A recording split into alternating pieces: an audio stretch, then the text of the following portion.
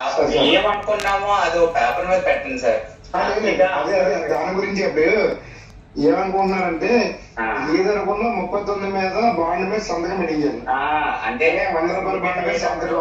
అదే నేను చెప్పడం 39 మీద బాండ్ మీద సంతకం ప్లస్ 39 మీద ఎవరికి కేసు వచ్చినా అందరూ బరాయించాలి.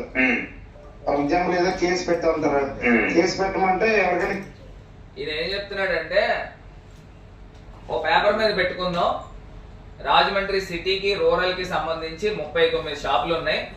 ఒకవేళ ఎక్సైజ్ అధికారులు ఏదైనా కేసు పెడితే అందరి మీద పంచుకుందాం అని మాట్లాడుతున్నాను.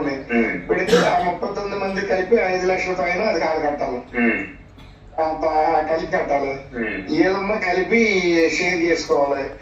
నెక్స్ట్ ఇప్పుడు ఎవరు ఎంత కౌంటర్ ఉన్నా కూడా 2 lakhs కౌంటర్ ఉన్న వాళ్ళకి ఎంత మామూలు ఇప్పించాలి, 2.5 కౌంటర్ ఉన్న వాళ్ళకి ఎంత ఇప్పించాలి, 3 lakhs కౌంటర్ ఉన్న వాళ్ళకి ఎంత ఇప్పించాలి. ఈ తర్వాత బెల్ట్ షాపులు కూడా ఒక ఏరియా వాళ్ళు ఒకరికి వెళ్ళడానికి వెళ్ళలేదు. ఏ ఏరియాకి సంబంధించిన వాళ్ళు ఆ పరిధిలోనూ ఆ ఏరియా బెల్ట్ షాప్ ఉంటే ఆ షాప్ దగ్గర కొనుక్కోవాలి. ఈయన ఏం మాట్లాడుతుందంటే బెల్ట్ షాపులు ఏ ఏరియాలో ఉన్న షాపులకి దానికి అనుసంధానంగా బెల్ట్ షాపులు వాళ్ళే పెట్టుకోవాలండి.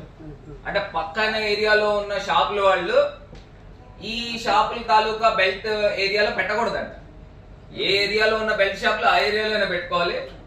ఎవరికి ఇబ్బందులు లేకుండా ఆ ఏరియాలో బెల్ట్ షాపులు పెట్టుకుని అమ్ముకోవాలని డైరెక్ట్ గా చెప్తున్నాడు. ఈయన ఎవడండి? ఈయన తెలుగుదేశం పార్టీ రాజమండ్రి సిటీ అధ్యక్షుడు.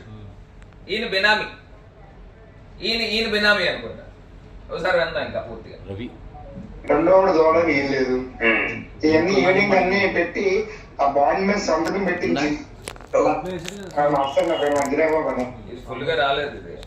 ఇప్పుడు ఇంకోటి ఏం చెప్తున్నాడంటే షాప్ మీద సంతకం పెట్టించంట, బాండ్ మీద సంతకం పెట్టించి ఏ ఏరియాలో ఆ ఏరియా వాళ్ళు బెల్ట్ షాపులు అమ్ముకోవడానికి గురించి సంతకాలు పెడుతున్నారు. ఇది లీగలైజ్ చేస్తున్నారు. మరి అంటే రేషన్ కార్డు లాగా, పాన్ కార్డు లాగా, ఆధార్ కార్డు లాగా, అంటే తాగుబోతులకు కూడా మద్యం కార్డులు ఇవ్వాలి. మీరు మద్యం కార్డులు ఇస్తే ఇంకా చక్కగా డిస్కౌంట్లు లేకపోతే ఇలాంటివన్నీ కూడా